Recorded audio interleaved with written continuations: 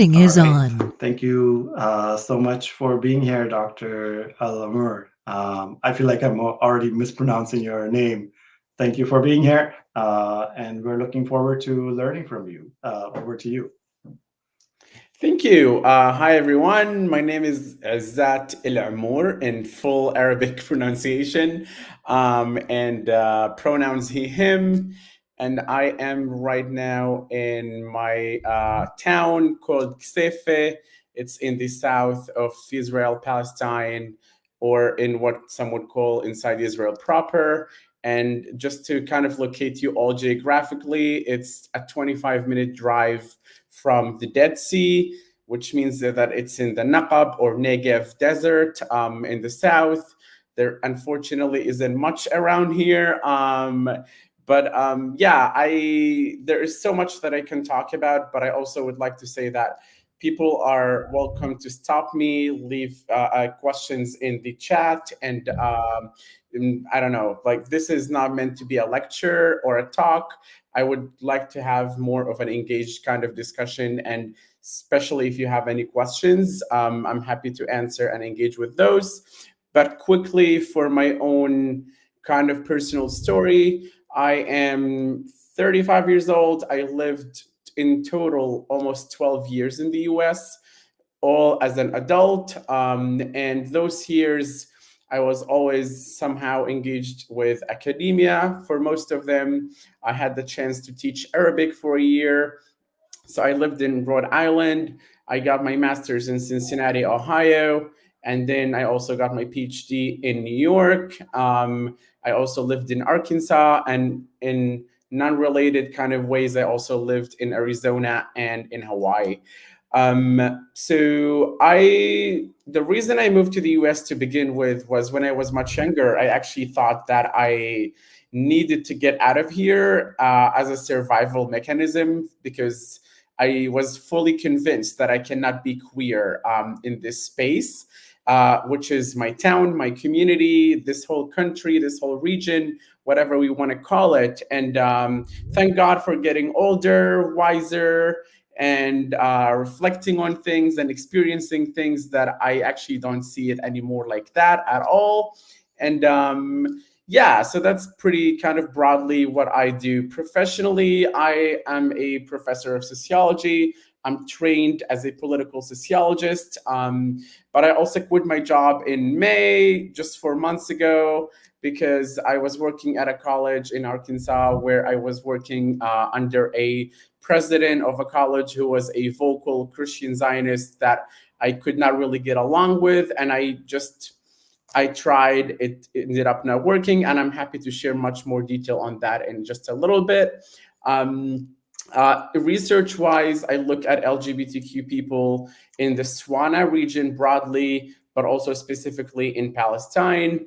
And my research actually started as a master's student when I initially tried to find LGBTQ teachers because I was still interested in the education component because I was a high school teacher myself for a while. And when I tried to find people to interview for a qualitative study, I could not even find enough people. So I ended up interviewing Israeli Jewish participants, and that ended up being a successful study. But as I moved on to the PhD, I ended up targeting Palestinian schools, which also that was not easily available for me to do or to work with because what school principal would allow a queer person to do an ethnography in a school for a full year? That was kind of really the main struggle. And so I ended up kind of taking a different route. And I just have always been an activist involved in the queer community here on the ground. And I just decided to, you know what, I can actually do something with that and about that in my PhD journey. And I ended up doing that. And it has been an interesting, challenging, but also really valuable journey for me personally, but also for seeing the lack of voices that I think we could benefit from even more. We need more people to talk about queer perspectives in the Palestinian context. So, yeah, that's broadly what I do. And I don't know if we should just open it to questions, or should I keep going? I'm happy to do whatever anyone prefers. Or if there's anything I should focus on more. I was told that this could be more of a casual conversation and a debate or a chat rather than really a lecture. So up to you all. What do you all prefer? Yeah, so I definitely have lots of questions, but if you want to, maybe add more context, you're welcome to do that. Either way is good. It's totally up to you. Like, maybe you can tell us a little bit about your PhD, and then maybe we can get into some Q&A. Mhm. It's totally up to you. Yeah.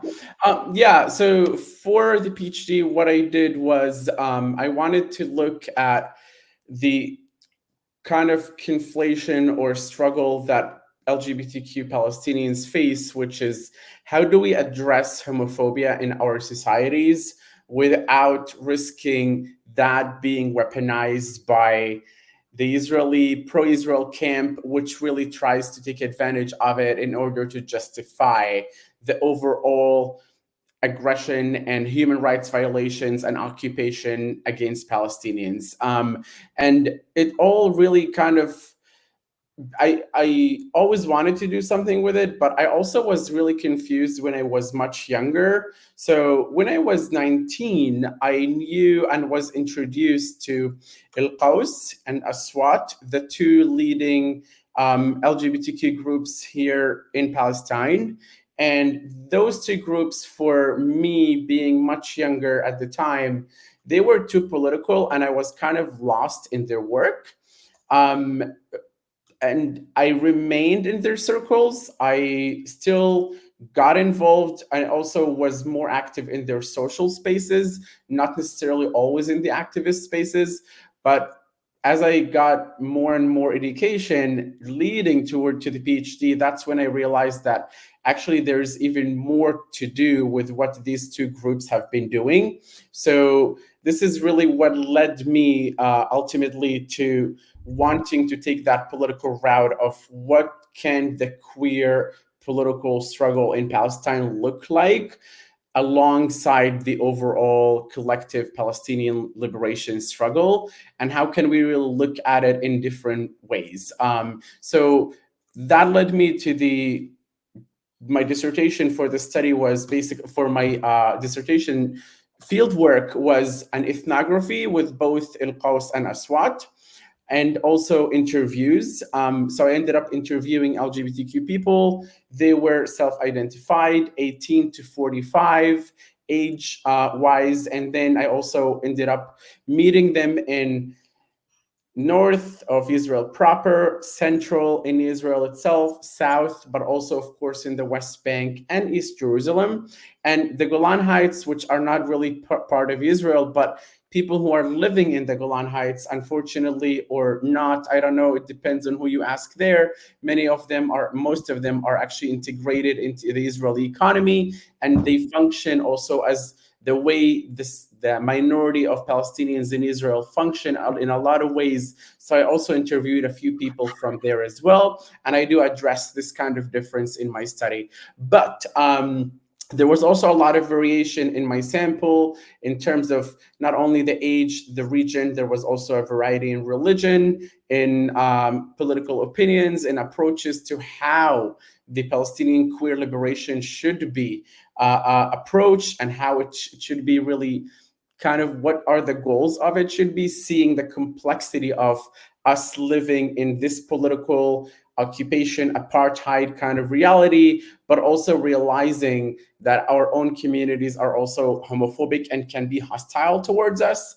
And it led to a really amazing kind of journey for me personally, but at the same time it led me to even more questions, and that's where I'm really sometimes I struggle just like everybody else who is also queer and Palestinian, in the sense that I need to be careful to how do I talk about my own experience without having that be used against me. But at the same time, I also don't want to give the impression that we also don't have homophobia here on the ground. And the fact that I am out I'm not in the closet. I'm doing this professionally. I have a career around my queerness and the community that I come from, but I also at the same time don't want any of that to, like I said, either be used against me or my people. But then I also don't want to deny it. I don't want to say that we don't really have struggles at the same time. So and that grew, and I would say it has improved over the years. And I also want to be clear that everything I say now actually builds on the work and the legacy of El Qaus and Aswat, which are the two groups I mentioned earlier, because they have also matured over the years, and they have also dealt with this struggle even before me. So I am kind of carrying the lessons that they have learned, and over the years, and I am becoming more comfortable to address at the same time both the homophobia that we have, the heteronormativity that we have, and the characteristics of the Palestinian society and culture as they stand on their own, yet also say that, well, I also live under occupation and there's an apartheid here, and now as of late, there's also a genocide. So just to reconcile all of this was part of the journey of the PhD, kind of to go back to your question. And I thrived through it because even though it was an academic research and it has been, some parts of it have been published, there are still things that I learned and it benefited me personally as well. And yeah, so this is kind of what I do. But also there is the other side of my research, which is the Swana region broadly. And this one is a little bit easier because even though I'm from the region, I find it a bit more, I find myself more comfortable in the area of saying, okay, I'm going to write this thing about the context of Egypt. And there I can actually critique both the West and also the leaderships, the political elites in those Arab countries, such as Egypt, for example. And it comes a bit without this personal kind of clash or struggle to me, because what I argue in relation to most of those Swana governments is that queer repression in those countries, while it does have a sociocultural aspect to it, we cannot ignore the fact that repression of queer people in the Arabic speaking world is actually tied directly to the Western hegemony in the region and the relationships diplomatically, militaristically, and economically between Arab governments and the Western governments, which know very well that those Arab governments are actually using and weaponizing queer people as a tool for their own stabilization.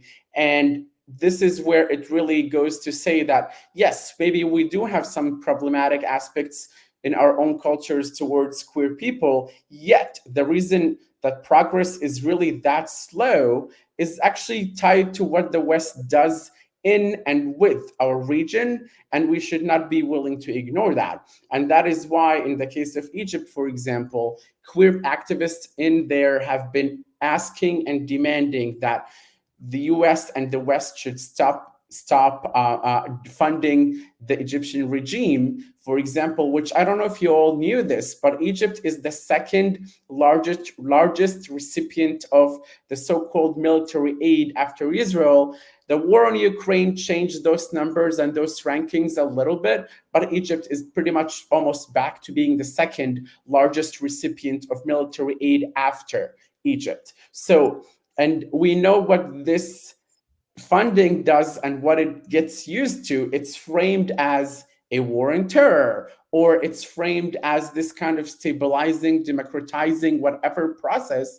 But we know that it really gets used to repress people, communities who are Egyptian ordinary citizens. And this is only one pattern of many examples that I can bring up to this conversation, but this would be kind of only one example. But again, it really applies to many other Swana governments. And this is kind of, it compares in some similar ways, yet different to the Palestinian context, of course. But yeah, yeah. All right. So maybe I'll start us off with a question, kind of like an observation. And just in my own kind of anecdotal circles, family, friends, I'm a Pakistani Canadian, and then now having known many Palestinians as well. I feel like in the Pakistani community, there's absolutely homophobia as there is in all other parts of the world, and but it's almost like kind of like sweep under the rug kind of homophobia, and we don't talk about the gay people. We don't, it's something that's just not mentioned, so we pretend it doesn't exist. And but just again, just anecdotally, this is not a data point or, what I feel like what I've noticed within some of my Palestinian friends is that the homophobia is a little bit more out in the open, and they would like,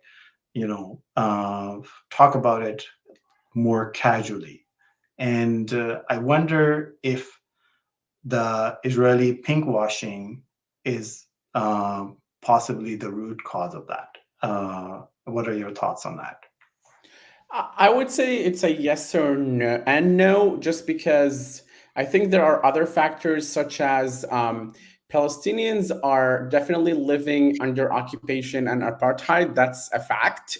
But in other ways, they are also a little bit more, I don't know, probably possibly more assimilated in global structures because of the so-called conflict and struggle that they have been living for 70 plus years.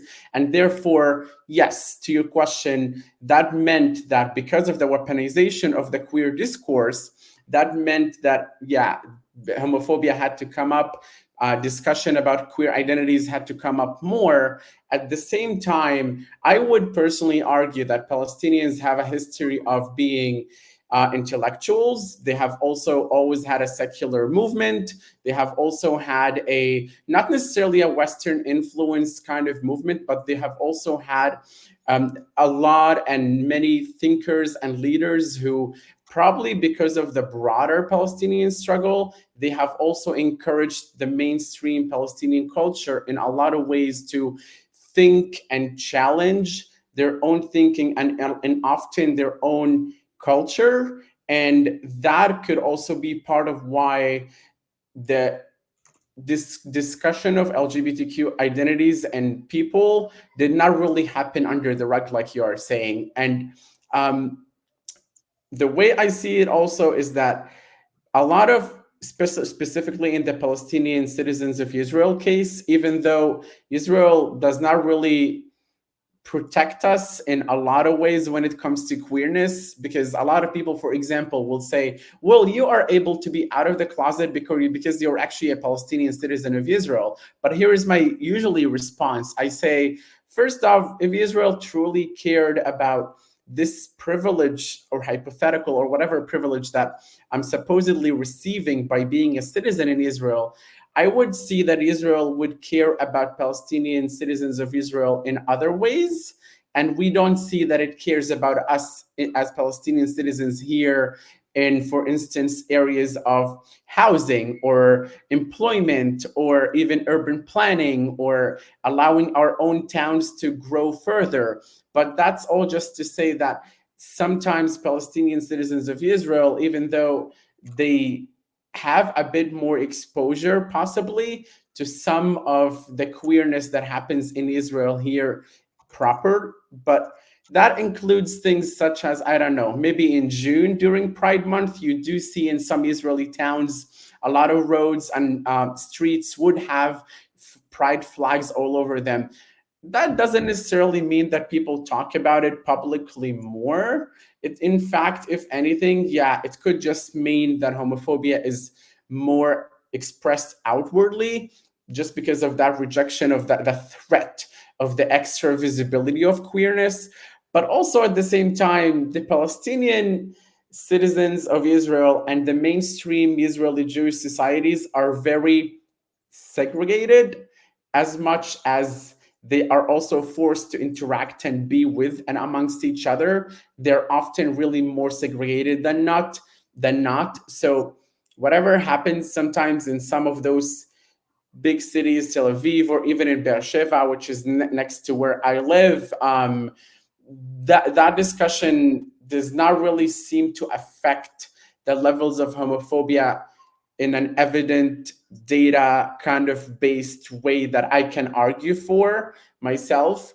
But I will also say that pinkwashing does affect it, but I also think that Palestinians have an agency and a history of being people who challenge a lot of systems and structures around them just by the fact that they were living with that Palestinian identity for a long time. And honestly, even before 1948, there's a huge history of Palestinian women being leaders in a lot of areas and aspects of life that were kind of revolutionary at the time.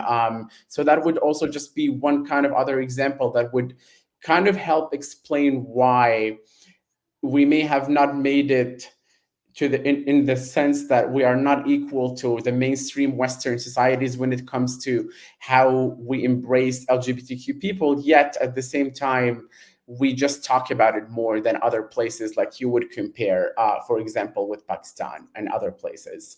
But I know that this is a convoluted answer and a very long kind of, but I hope it made some sense. No, it made a lot of sense, and like I learned a lot in the process because like it's um, that context is important. So, anybody else, as Dr. El Amoor said, please post any questions you may have in the chat or raise your hand and ask questions. You're all welcome to do that. So since nobody else has a question right now, I'll ask the next one as well. So um, would you be able to provide more details around like one of the things that Israelis say all the time is there is no apartheid, there is no occupation, and but you have now in the last 23 minutes said those words several times, and so how are you experiencing those as a Palestinian and as a queer person living in within the 1948 region of occupied Palestine? Yeah, I think when people hear those words, they typically think that they are not relevant to Palestinian citizens in Israel. But at their core, the definitions of those words actually entail first ID based or kind of group and classification of groups of a larger group, which in this case it would be the Palestinians. So the fact that we are segregated from other Palestinians is in and of itself enough evidence to make the argument that we are in fact occupied and living under an apartheid. But the other aspects for me is that I always argue that people assume that I am safer as a queer person in Israel because I am an Israeli citizen, and my queerness therefore is a better lived experience because of that. But what I typically tell people is that if I were to feel not safe in my own town right now where I'm actually sitting in my childhood home in my entirely Muslim town inside of Israel, I tell people that if I were to feel unsafe, I typically actually would not even call the cops here, meaning the Israeli police. Just because, first off, I live in a town of 25,000 people and there is no police station here. You know why? Because we share one with the town over, which is called Ara, and it's around 12-ish minutes drive.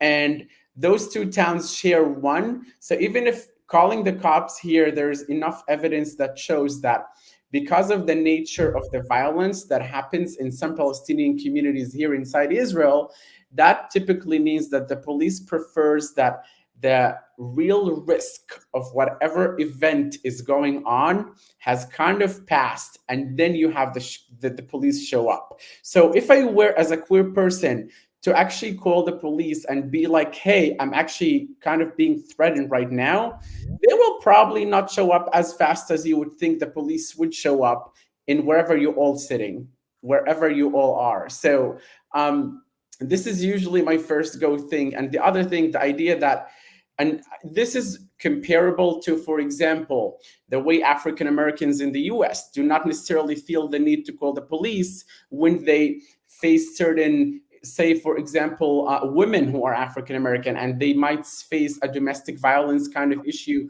at home, or a partner, an intimate partner violence situation. They don't always call the cops, just because they know that this means that the cops will weaponize that against the incarceration of Black men, regardless of whether they are violent or not. But to go back to my case, I will also say that the apartheid and occupation here are felt in so many ways by a quick 5-minute drive in my town, and then another 5-minute drive in the Jewish Israeli towns just 10, 15 minutes over. You can see the difference in life quality, infrastructure, urban planning. You can also see that in socioeconomic ability. You can see that in education, in funding for municipalities, and so on. So the idea that we don't really live an apartheid or an occupation just because we are passport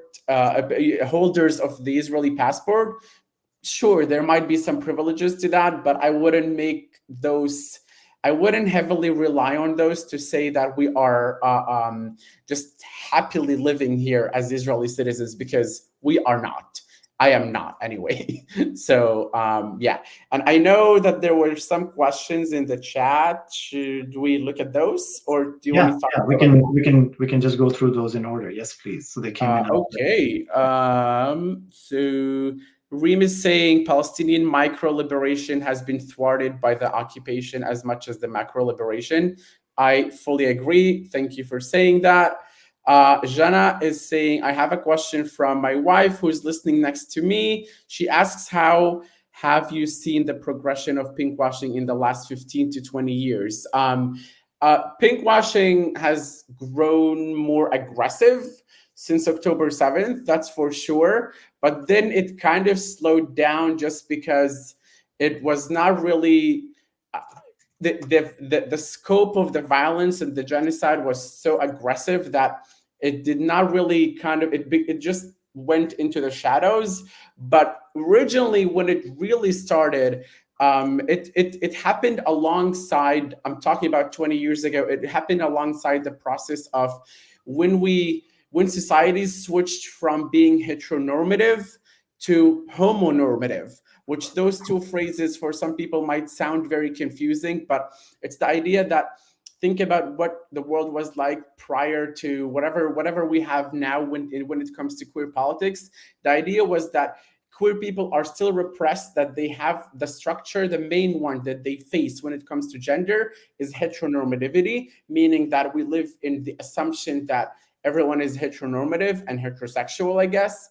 And then now we have normalized the visibility, supposedly, I guess, the visibility and whatnot of queer people to the point that it has become normative that we have homos or gays or queers, to the point that we now call it homonormativity. So when that switch happened, it happened in a lot of places around the same time, I would say, definitely in the 90s and all the way through the early 2000s. And Israel, even though at the time and still, it did not really provide a lot of those rights or efforts to increase the visibility of queer people compared to other places around the world, it still used that discourse to kind of say, well, those Palestinians are actually not gay friendly enough like us, therefore they are worthy and deserve the occupation, the colonial violence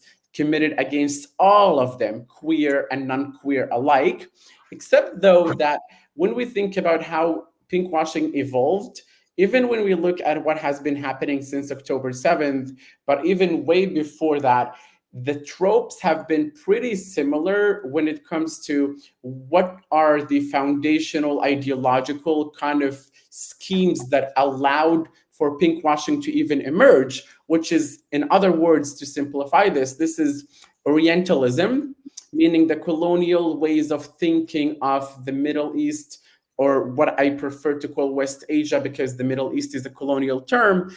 But that region, and the idea, the other thing is Islamophobia, which is based on this ability, thinking that those people are Muslims, therefore they are, for the most part, the majority is Muslims, therefore they are unable to embrace difference in a lot of aspects of life, but specifically when it comes to gender and sexuality. And therefore, this just shows that how that we cannot really talk about how pinkwashing came to really be a thing, and unless we also talk about the tropes of Islamophobia in the West, and also Orientalism, which this is a big word, and there are a few decades of history and documentation and academic research on that, but it also does touch on the queer context that we have been experiencing as well. And then the other thing is the nationalistic kind of component of it, because pinkwashing, after all, is not only done domestically, it's typically done more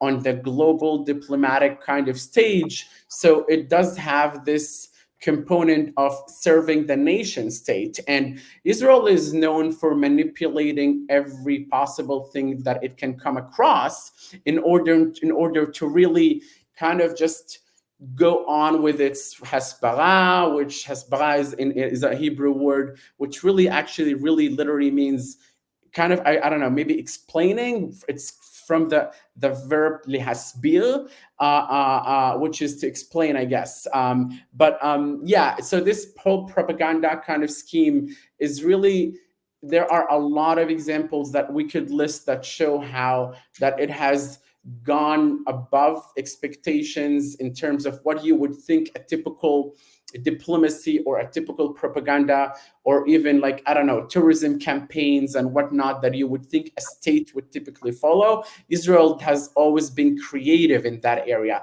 which means tactically it doesn't surprise me that pinkwashing has been, the way that it has. With to compare all of this context to the October 7th kind of context, I will say that I like to compare the pinkwashing in the post-October 7th context to just the way that it happened in previous contexts, where we had other genocides and we had other mass violence campaigns. And in those cases, usually people who are already repressed in societies, meaning minorities, whether it's based on sexual, gender, ethnic, citizenship, and whatnot status, those communities end up being exploited first, and they are easier victims to manufacture the narrative of whatever it is we are trying to commit in terms of violence. So it doesn't surprise me that in the initial first months of post-October 7th, there was a much heavier discussion about queer rights and how queer Palestinians were weaponized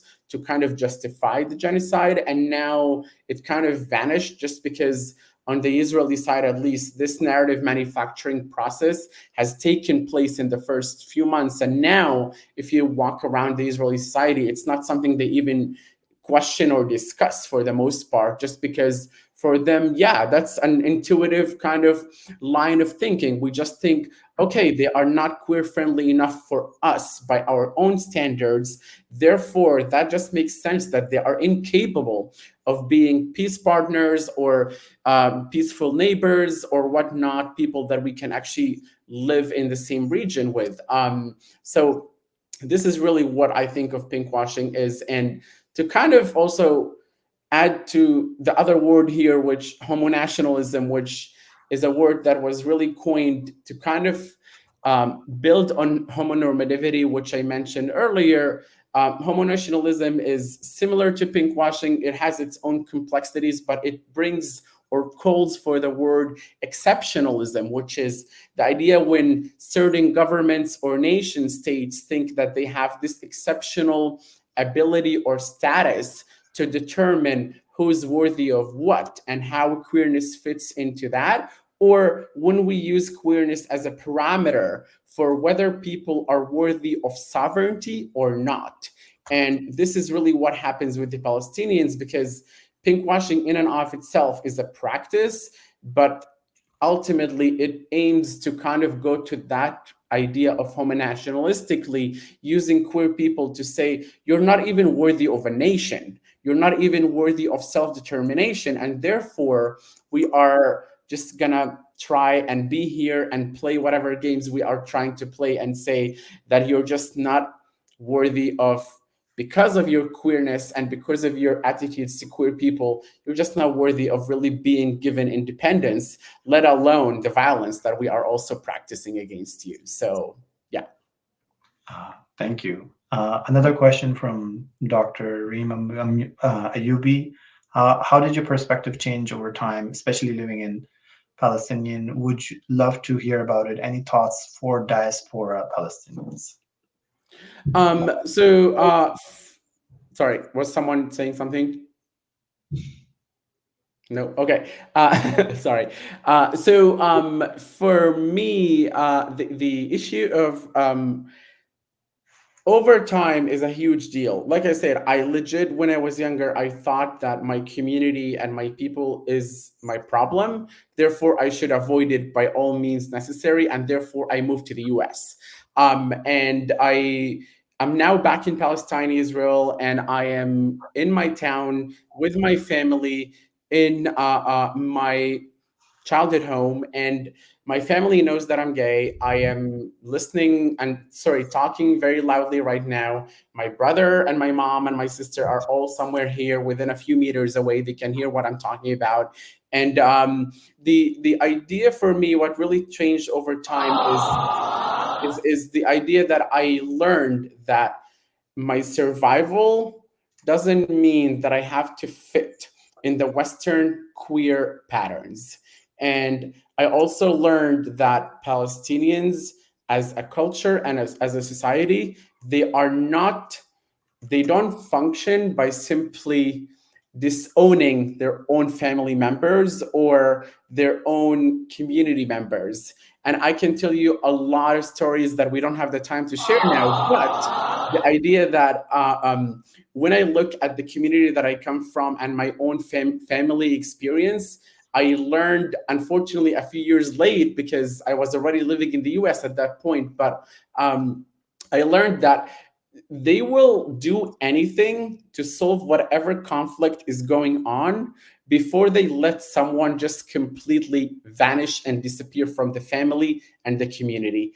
And this is why I'm able to be out. This is why I'm able to, because when I told them and when I came out, I initially told my sister first over an email, and she was like, okay, this is not ideal. This is a big deal, but let's, and another thing which can be, I would call it, and this is more of a negative thing, but it played as a positive thing in my case. And it was more the idea that Palestinians, because of the communal structural lifestyle that we have, they also prefer to avoid scandals. So when I came out, it was to them first, meaning the immediate family. It was just like, okay, as their focus was two or three things. Okay, so you're not going to have children. That's bad. You're not going to get married and have your family. And then how is that going to have any influence on us as a family as we relate and interact with our own community here on the ground? And then the other thing was that, okay, as long as this is not drastically public to the point that it can actually destroy things for us collectively as a family, then who gives a shit? I'm sorry. Like, this was just like kind of like the attitude that they have, just because they prefer, it's a communal environment, and the tool that we have to manage our own communities are there. They just don't, they happen to not fit whatever coming out and pride and closet and visibility politics that Western queer people have been calling for since practically the 1950s, basically, which I say the 1950s because that's the when the effort to internationalize human rights has really started, and so that's kind of where it's at. So for me, over time, the second that I realized that my community is not my enemy, that's when the process starting easing into, okay, I can make this work. It will probably not be the same way that a queer person who lives in New York experiences, but it's also a different queer experience, and I'm okay with it. And it's a spectrum, and different people can be on different scales of visibility or outness, or I don't know, closet situations you want to call them. And by the way, the idea that like I I'm comfortable talking about outness and closet and whatnot situations, but no Palestinians owe that kind of discourse to the West, because I want to remind everyone that these things were imposed on the rest of the world. And to go back to what I mentioned earlier when I said internationalization of human rights, what I mean is that there was an effort in the world when the UN was started and when the Second World War happened. There was this obsession with, oh, if we actually make a list of human rights and we impose it on the rest of the world, then everything will be solved. Except that when that happened, what happened is that we kind of like we threw these things at people, at cultures, at countries, without really taking into account the cultural difference between the West and those places. And one of those human rights was a full set of queer rights, which it was really minor in the 1950s, but it grew way more when in the late 1960s and all the way through until the early 1990s, when queer theory and queer studies became more of a full-on discipline. And we see that in, I love and respect, for example, scholars such as Judith Butler, who is one of the founders of queer theory. But then if you read Judith Butler's work, you can actually see that she was one of the people who explicitly said over and over again that queer theory and parts of its efforts is to kind of internationalize and add to this process of, we need to make coming out and queerness a global kind of international thing. And it just did not translate well when we copied and pasted this structure on everybody else, because guess what, different cultures have already had their own mechanisms of queerness, except that the Western queers who were leading everything scholarly, but also in activism, they were just basically saying, they assumed that the rest of the world did not already have some queer presence in it, and it was existing in its own ways. And that is really what kind of where I come into kind of a clash with Western queer theory, because I teach queer theory, but I also don't really embrace it fully, because I think it has a lot of problems on someone like me, a Muslim queer Palestinian man. So yeah. Um, should I go to Anat's question? Yes. So I would like to ask more about pinkwashing and genocide, and about the experience of moving and living there at this time. Living in Israel right now, I've been here for 4-ish months, and I also visited last summer for only 3 weeks. And I can tell you that it's not fun, it's not pleasant. So some casual conversations that happen here, with people around, relatives, family, and whatnot, they will tell you, I prefer to stay in my village or in my town, which typically that just is code for the fact that it's a space that is entirely Palestinian, just because they think that it's not necessarily unsafe. Well, it can also be unsafe, but it's more the sense of discomfort of being an Arab or Palestinian looking person in the general mainstream spaces of the Israeli Jewish societies. So, for example, I remember when October 7th happened, my sister, who actually does wear the headscarf, she said, I don't feel comfortable leaving. I mean, we were not leaving anyway because everything was shutting down for a little bit. But even then, it took her months to actually be comfortable to leave. And then the other thing is, you see the occupation visibly even more since October 7th here on the ground, because even though Israel has always been, the way I describe life in Israel for people who have never been here is that it's actually a military base masking as a country.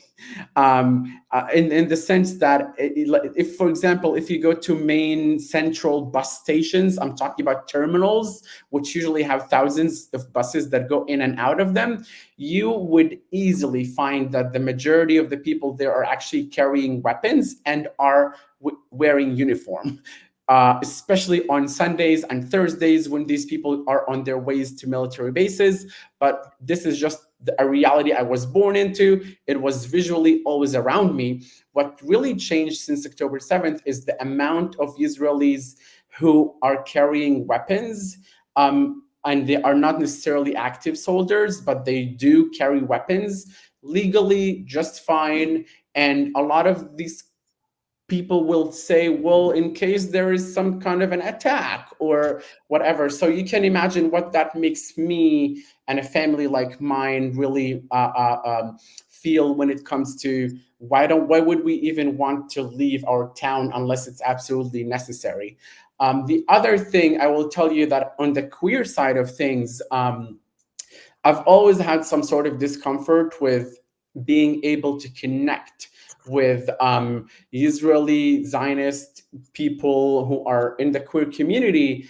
And even though there were many who were supportive, understanding, and whatnot over the years when I was much younger, recently, I don't think that the option to really bridge any kind of communication with these people is really, whatever we had little of communication or ability to bridge things amongst ourselves based on the shared common queerness pre-October 7th, that's completely gone now. And specifically, I can tell you, this is a bit of a personal information, but I can tell you that this is visible on even dating apps. I'm being very honest here. Being very informal. If I can show you an app like Grindr, and you can see how people are presenting themselves, what type of pictures they share. I don't feel comfortable talking to a guy who basically is wearing uniform and I don't know, like just 2 days ago, a guy tried. The issue with me is that sometimes I don't really pass clearly as Palestinian or a Mizrahi Jewish Israeli, especially that I speak Hebrew very fluently, that I don't even have an accent that would indicate that I am actually Arab or Palestinian, to the point that I get messaged and contacted a lot. And I did even before, even in bars back a few years ago when we actually had bars in Tel Aviv that were gay. And in those spaces, it was always this kind of shocking thing where the conversation would be focused on the fact that I'm an Arab, or how come you're out, or like there wasn't really much of a connection that would really be kind of a normal, casual, normal way of getting to know people. It was always focused on, oh, you're Arab. How do you, or like they would share stereotypes about life in small towns like mine, or things that would just like, okay, I just can't do this. So these are just examples of what life looks like here. I wouldn't say I feel safer by the amount of people walking around casually, waiting in lines at the post office or on a bus stop or whatever, carrying weapons all over. That just makes me not want to be here. And yeah, so these are all just, little things of the details of the daily life here that you will not actually get on the news. Of what that looks like. Again, also the other thing is that because we Palestinian citizens of Israel can actually cross into the West Bank and back very easily for the most part, and we have always done that. People in the West Bank, they can identify our cars because we have different license plates than they do in the West Bank. And when we do, typically it's kind of, they welcome it, especially that we are seen as more privileged financially, and we can afford a lot of the things that in the West Bank would be a bit more of an expense for people there. So for example, my brothers, they actually fix their cars in the West Bank. And by the way, I can be in Hebron, which is one of the biggest cities in the West Bank, including crossing the checkpoint to go into it, and in like 35, maybe 40 minutes. But since October 7th, I actually, since I got back here now for almost 4 months, like I said, a couple of times I drove with my brother into the West Bank and we went to Hebron.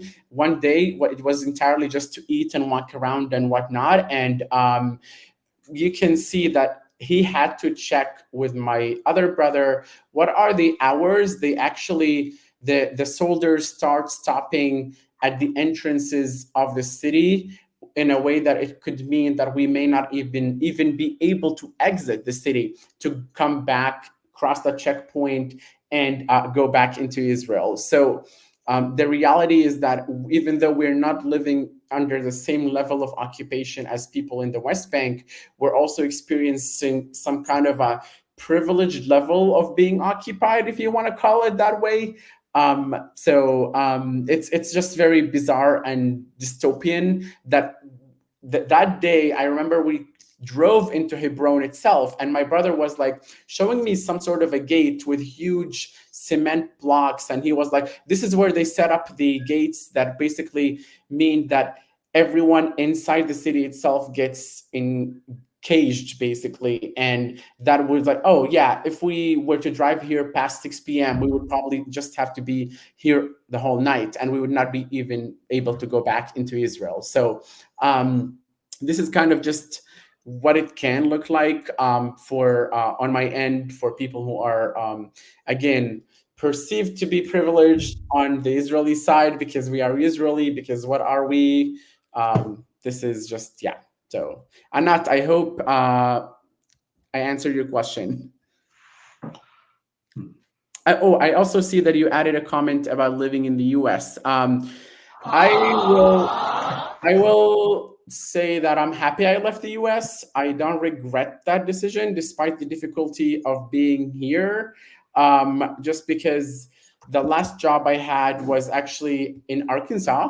And it was because the reason I ended up there was that because out of the PhD, academics often get told you have to actually be willing to relocate somewhere or anywhere if you really want to pursue that academia route. And I was like, okay, this is the first gig out of the PhD. That's great, wonderful. I ended up moving to Arkansas. October 7th happens. I just find myself working under a Christian Zionist who was really aggressive about it. She had a history of taking students to Israel, not the way you would think birthright trips typically do, but it was more targeting Christian Zionist kind of US people. And she did that in previous roles and previous institutions, because when October 7th happened, she had just joined the college where I was teaching. I just could not do it for long. Even before that, though, I will say that the whole industry of DEI is 100% crap. I'm sorry if anyone here is offended.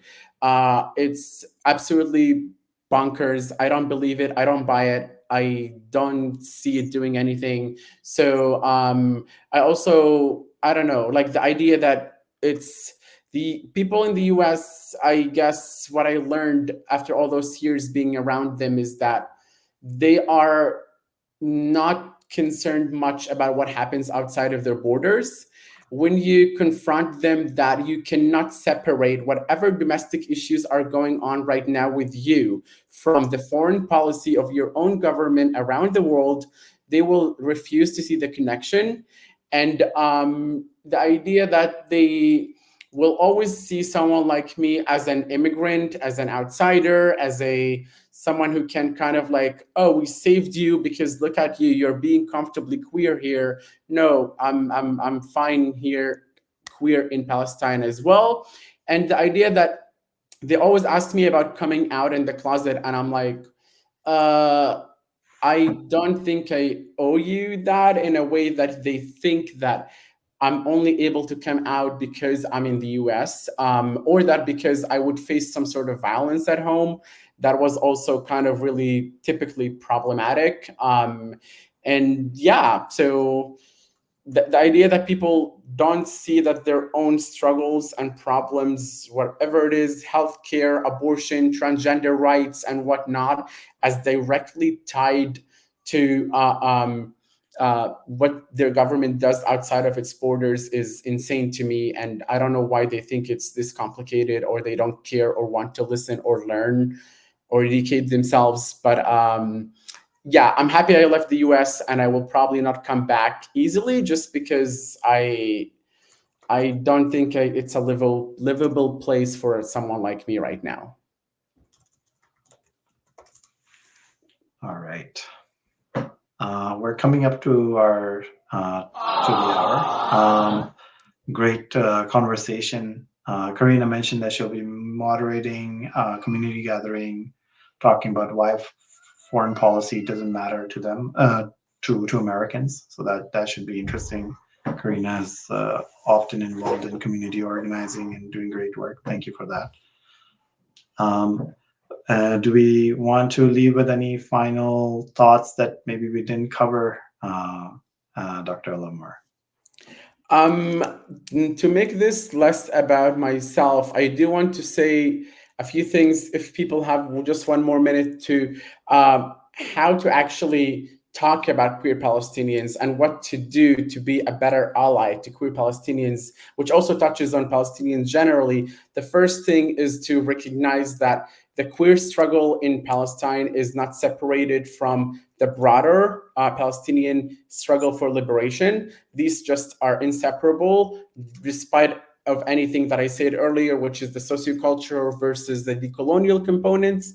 The other thing is funding activism here on the ground. There are people who have been doing work for 25 years. They are not non-existent. They are here, and they will happily welcome your donations. And they have websites. Look up El Qaus and Aswat, and look into ways to fund and fundraise for them. Fight oppression at home. Whatever issues, political things that are going on, whatever country you are in right now, these things actually directly affect us, people living here in Palestine. So start there and fight whatever repression is going on against the people in your own government. That will also help us in some ways as well. And recognize our diversity. Queer Palestinians do not owe the world to all be one group that is really monolithic in any way. They are diverse, and it's okay if they disagree on things, and or if they have different approaches to what their liberation could look like. So actually, if anything, these types of disagreements are typically valuable and show that there's some sort of a healthy process going on. And also support whether queer Palestinians choose to leave or stay. And that is directly connected to the broader context of mobility decisions that Palestinians make. And I want to remind you that for many Palestinians, all they have known is an occupation and apartheid reality. So an economic struggle. So if they decide to leave, that doesn't mean that they don't have any connection to the land or the whatever Palestinian identity they have. It just means that it's their right to do so, and we can't judge them for that. And that means that it's not only the queer Palestinians who want to leave, unfortunately, seeing how difficult the reality that has been imposed on us here for decades is like. So meaning you can't use the fact that queer Palestinians want to leave as, oh, that's an absolute evidence to justify whatever pinkwashing campaigns that have been happening. And if they do choose to leave, try to help them find housing, asylum cases, legal fees, and anything that really can help them resettle in whatever destinations they go or move to. So those are really important. And then learn queer history. If you really learn proper queer history, you'll see how that you can easily tie that not just to queer Palestinians, but also to the oppression of Palestinians generally and broadly. And homophobia is a colonial thing as well. A lot of our countries and regions have definitely really, I would say, inherited homophobia from their colonizers. And this is a whole other lecture that we can really go into for another day. Also challenge any statements about Palestinians being thrown off rooftops, because that's just not a reality. And it's really not a thing. Despite the occasional cases of violence that the media likes to glorify for its own benefit, it's just not a representation or accurate one for how queer Palestinians live, because again, their lived experiences are very diverse. And I'll stop here. Sorry, I took too much time. No, not too much time. Thank you so much. That was a really great way to end the call. I'll share the link and the video in a few weeks. And I will encourage all of you to follow Dr. El Amoor on his LinkedIn page. He has been sharing a lot of history and knowledge as well, which I have found fascinating. And Thank you so much for being here. That was a great way to end the call with a whole bunch of action items and things we can take away. I'll share the links to Al Qas and Al Sawat. I think I'm mispronouncing them. Please do share them with me, and I'll share those links with the notes as well. Absolutely. I'm happy to. Thank you, everyone. Thank you for being here. Thank you for joining us so late in your time zone. And thank you. Have a great day, everyone. Thank you for your Thank time. you. I appreciate all of you. Thank you. Bye. Bye-bye.